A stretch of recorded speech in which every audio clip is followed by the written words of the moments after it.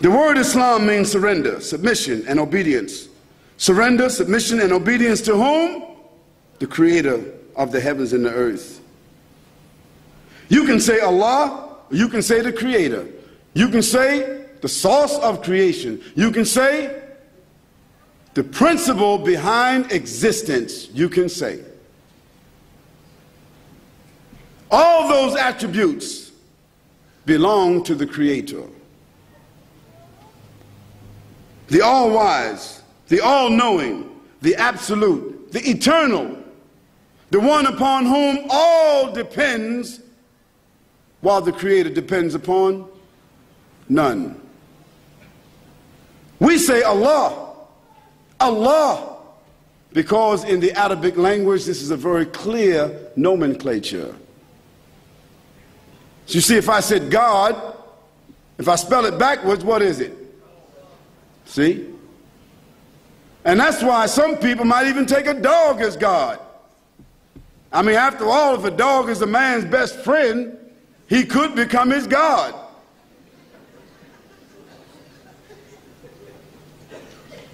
We say Allah, and this is not a God of the Muslims. Allah comes from the article al, meaning the, meaning only, meaning particular, meaning distinct. Al, and Allah means that which is worshipped, that which is adored, that which is obeyed, that which is inclined to, that which is submitted to. So when we say Allah, it means the only one worthy of worship, recognition, and praise. Allah.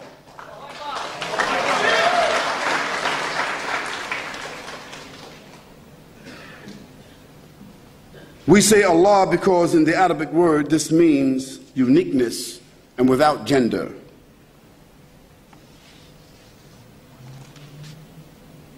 So from this point, I'm going to use the word Allah. And you know that I'm not speaking of the Muslim God. I'm speaking of the creator of the heavens and earth, your Lord and my Lord. The same God of Moses and Abraham and Jacob and the tribes and John the Baptist and Jesus Christ and the Prophet Muhammad, peace and blessing be upon him. The same God. And none of them use the word God. In the Hebrew language or the Aramaic language or the Arabic language, the word Ilah or Allah is the only word they ever used, because it is a very clear, distinct name. It has never been used for any tangible thing, nor even an idea. The word Islam is derived from the word salama. Salama means to be at peace. It also means safety. It also means security. Therefore, a Muslim is a person that surrenders to whom? Allah.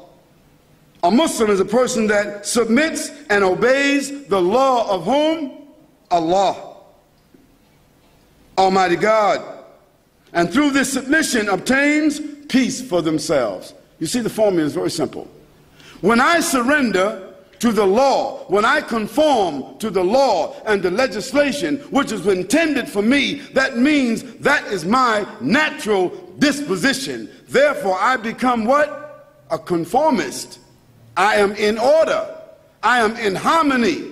And by being in order and harmony, the things I'm supposed to receive comes to me. So it's natural to be a Muslim. It's unnatural not to be. We can immediately see by that definition that all the prophets of Almighty God were what? Muslims. Because even Almighty God said in the revelation that we recited before, from the surah which is called Al-Bayyinah. Fadlu Habibi. أعوذ بالله من الشيطان الرجيم بسم الله الرحمن الرحيم وما أمروا إلا ليعبدوا الله الله مخلصين له الدين حنفاء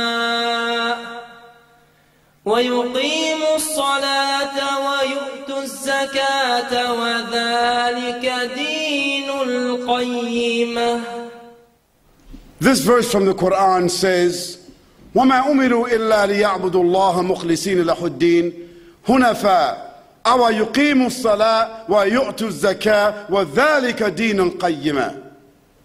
The verse is very clear. It says, and they, the human beings, the prophets of Almighty God, they were not ordered to do anything except to worship, to recognize, to obey their Lord, and to be mukhlis. Mukhlis means to be sincere towards God, to be clean, to be moral, towards the legislation that He ordered them. What legislation did God order them? Every prophet that came to every people, he came with a book. He came with a message. He came with a behavior. He came pleading with the people, telling them, do not worship idols. Do not worship other deities. Do not be pagans. Don't associate partners with God. Do not disobey your Creator. Do not ignore your Creator. Be decent. Be upright. Be moral. Be kind. Be gentle. وَمَا أُمِنُوا إِلَّا لِيَعْبُدُوا اللَّهَ مُخْلِصِينَ لَهُ الدِّينَ حُنَفَاءَ. Hunafa, it means to be Hanif. Hanif means being straight with God, not allowing any interference between you and God, no partners, no associates, holding your relation with God sacred, and therefore what God has ordered you to do, to put that order before every other order. This is called Hanifa. And to establish prayer, because after all, what can we do for God? What can we do for the one that created us? What can we do? If your mother and father gave birth to you, taught you all what your mother did for you while you were young, staying up at night while she suffered with you, through school, through college, and after you finish, they become old and you put them inside of a old age home, a retirement home. Shame on you. What can you do for your parents after they did all of that for you? What can you do for them? Nothing. Then what can we do for God? Nothing. Except to worship Him, to acknowledge Him, to conform to His law. Our yuqimu salah, to establish the prayer in your lives, and to be charitable. Wa yu'tu zakah. And God said, being decent towards God and being decent towards the human beings, wa dhalika dinul qayyima. This is the right way.